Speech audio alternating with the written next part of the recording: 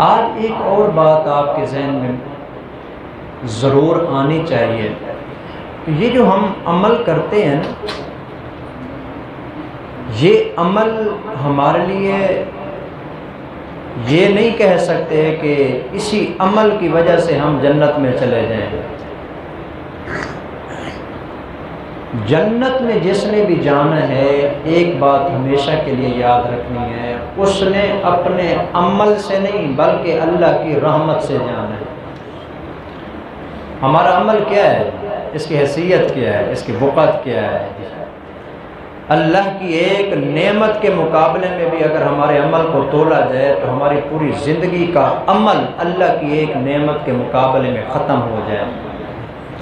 میں آپ کو حدیث پاک کے اندر ایک حکایت اور واقعہ آتا ہے وہ سناتا ہوں۔ الترغیب و ترہیب اور مستدرک حاکم کے اندر یہ روایت آتی ہے۔ حضرت جابر رضی اللہ تعالیٰ عنہ ارشاد فرماتے ہیں کہ رسول اللہ صلی اللہ علیہ وسلم نے ایک مرتبہ ہمیں یہ واقعہ سنایا۔ آپ علیہ السلام گھر سے تشریف لائے، ہم مسجد کے اندر موجود تھے۔ آپ علیہ السلام نے فرمایا کہ ابھی ابھی جبرائیل مجھ سے ہو کے واپس جا رہا ہے، اور جبرائیل علیہ السلام نے مجھے یہ واقعہ سنایا ہے۔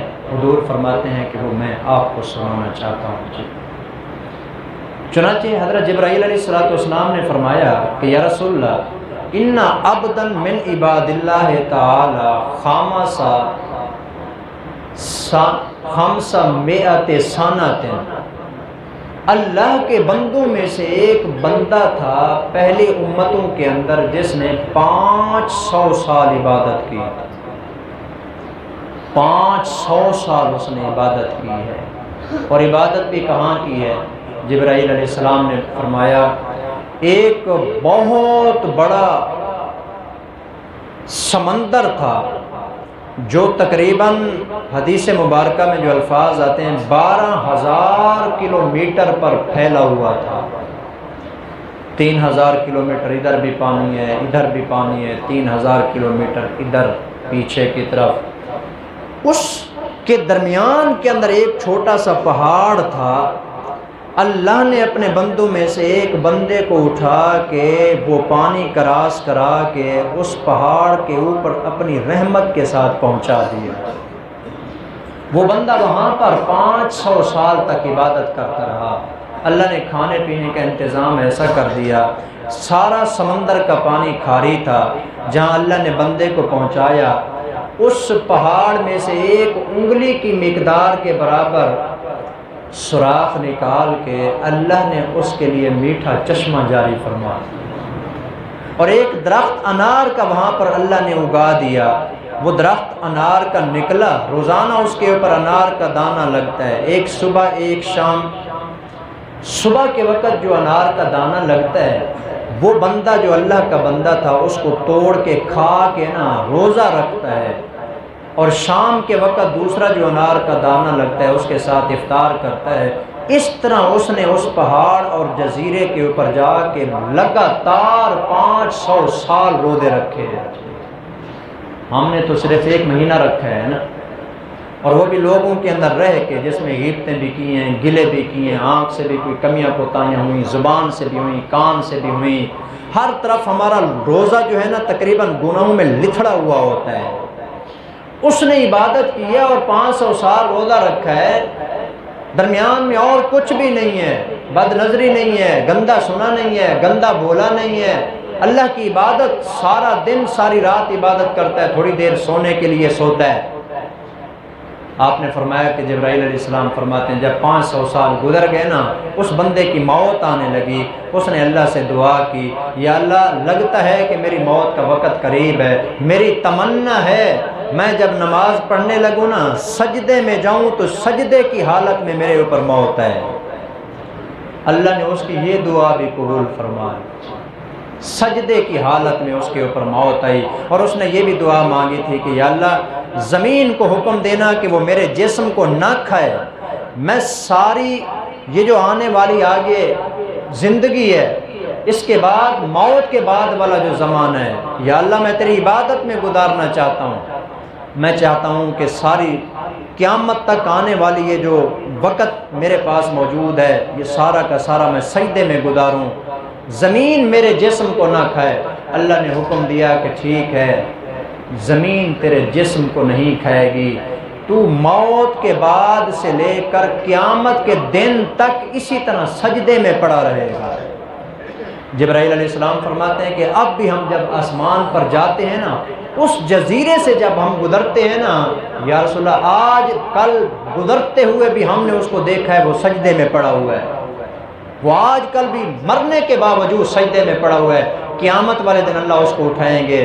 جبرائیل علیہ السلام فرماتے ہیں میں نے لوح محفوظ کے اوپر یہ بات لکھی ہوئی دیکھی ہے، قیامت کا دن ہوگا جب اس 500 سال عبادت کرنے والے بندے کو بلایا جائے گا، اللہ تعالیٰ فرمائیں گے ادخلوا عبدی الجنت برحمتی، یہ میرا نیک بندہ تھا، اس کو میری رحمت کے ساتھ جنت میں داخل کر دو۔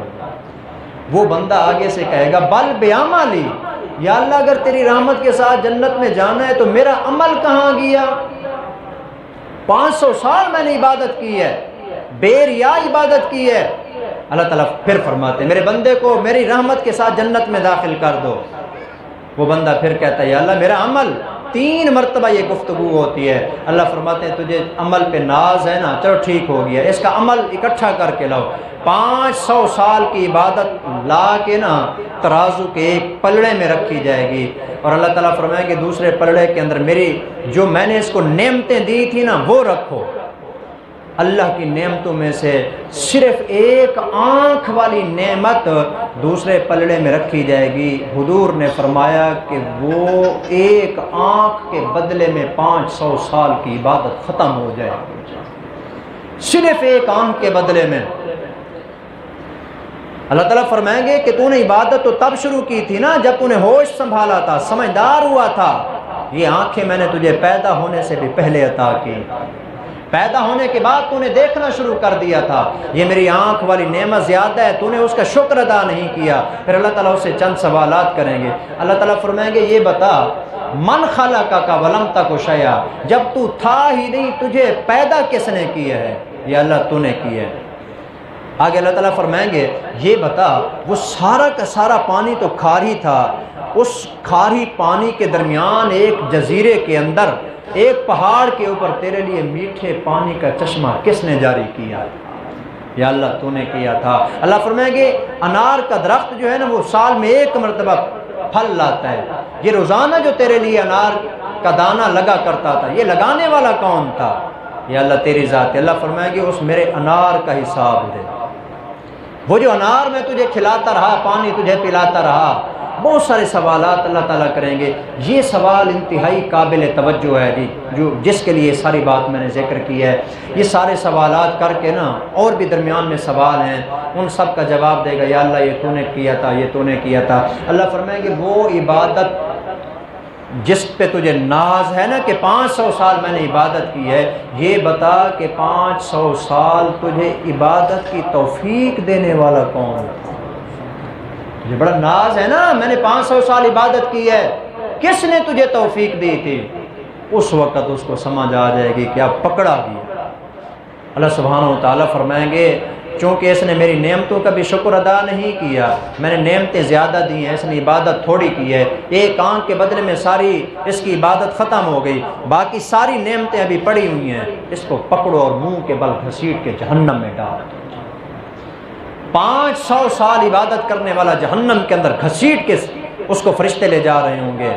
فَيُنَادِي یا رب یا رب یا رب، جب اس کو گھسیٹا جا رہا ہوگا نا اس وقت پیچھے سے بلائے گا اے میرے پروردگار، اے میرے پروردگار، اے میرے رب۔ جب بار بار رب رب کہے گا نا اللہ فرمائیں گے ذرا اس کو واپس لے آؤ۔ جس وقت وہ واپس آئے گا نا اللہ تعالیٰ فرمائیں گے اب تجھے سمجھ آ گئی ہے، میں جو کہہ رہا تھا کہ میری رحمت کی وجہ سے جنت میں چلے جاؤ، اب دو نہ میرے تمام ان جو کچھ میں نے تیرے اوپر انعامات کیے تھے اس کا حساب دے نا، انار کا حساب دے، میٹھے پانی کا حساب دے، صحت میں نے تجھے دی اس کا حساب دے، زندگی تجھے دی اس کا حساب کتاب دے۔ جب کسی کا حساب نہیں دے سکے گا آخر میں بار بار گڑ گڑائے گا، روئے گا یا اللہ اپنی رحمت کے ساتھ مجھے جنت عطا فرما دے۔ اللہ فرمائیں گے اب تجھے سمجھ آ گئی ہے نا، تجھے یہی سمجھانا چاہتا تھا، بندہ تو نیک ہی تھا نا، چلو اب تجھے سمجھ آ گئی ہے تو میرے فرشتوں اس میرے نیک بندے کو میری رحمت کے ساتھ جنت میں لے جاؤ۔ جنت میں جائے گا لیکن جائے گا اللہ کی رحمت کے ساتھ جی۔ اس لیے جبرائیل علیہ السلام نے آخری جملہ یہی بتایا، یا رسول اللہ یہ جو کچھ بھی کائنات میں نظر آتا ہے نا یہ سب اللہ کی رحمت کی وجہ سے ہے۔ ایک حدیث آپ کو سنا دیتا ہوں آخر کے اندر، بخاری اور مسلم اور باقی بہت ساری کتابوں کے اندر یہ روایت موجود ہے۔ حضور نے فرمایا کہ لن يدخل الجنت احد بعملہ، کوئی بندہ جنت میں اپنے عمل کی بنیاد پر نہیں جائے گا۔ ہمارا عمل ہے ہی کیا؟ کون سا ہمارا عمل ہے؟ صحابہ نے کہا بلا انت یا رسول اللہ، یا رسول اللہ آپ بھی اپنے عمل کی وجہ سے جنت میں نہیں جائیں گے؟ آپ نے فرمایا ولا انا، میں بھی اپنے عمل کی وجہ سے جنت میں نہیں جاؤں گا، الا ان یتغمدنی اللہ برحمتہ، میں بھی اس وقت جنت میں جاؤں گا جب اللہ اپنی رحمت کی چادر میں مجھے ڈھانپ لے گا۔ حضور علیہ السلام فرما رہے ہیں، اس لیے بتانا میں آپ کو یہ چاہتا تھا کہ یہ تھوڑے بہت چھوٹے موٹے جو عمل ہو جاتے ہیں نا، ان پہ ہمیں غرور نہیں کرنا چاہیے کہ ہم نے یہ عمل کر لیا، یہ عمل کر لیا، ہم نے نماز پڑھ لی، روزہ رکھ لیا، غرور نہیں کرنا چاہیے، خوش ہونا چاہیے، نماز پڑھیے خوش ہوں اللہ نے مجھے نماز کی توفیق دی ہے، غرور نہیں، بندہ ناز کرنے لگ جائے یہ میں نے عمل کیا ہے جی۔ اس عمل کے اوپر بھی اللہ کا شکر ادا کرنا چاہیے کہ رب کریم تیرا شکر ہے کہ آپ نے مجھے اس عمل کی توفیق عطا فرمائی۔ اس طرح تو روزانہ کی بنیاد پر ہم جتنے اعمال کرتے ہیں یہ اللہ کی رحمت کی وجہ سے ہوتے ہیں۔ پھر سوال ہوگا یہ عمل جو ہم کرتے ہیں اس کا فائدہ، آخری بات، اس کا فائدہ یہ جو ہم عمل کرتے ہیں، میں نے کہا ہے کہ جنت میں جو جانا ہے اللہ کی رحمت کے ساتھ جانا ہے۔ عمل کس کام کے لیے؟ یہ عمل علامت اور نشانی ہے کہ اللہ آپ پہ رحمت کرنا چاہتا ہے۔ ہاں عمل بیکار نہیں ہے کہ آپ سمجھیں کہ پھر عمل تو بیکار ہو گیا، کوئی فائدہ ہی نہیں ہے۔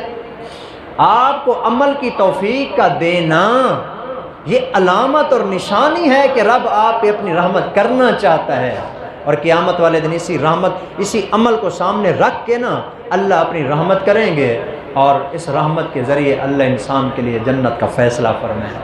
تبارک یہ جتنے اعمال ہم سے ہوئے اللہ نے توفیق دی، اللہ تعالیٰ سے دعا کریں گے اللہ ان تمام اعمال کو قبول فرمائے اور اللہ اپنی رحمت ہم سب کو نصیب فرمائے۔ وما علینا الا البلاغ المبین۔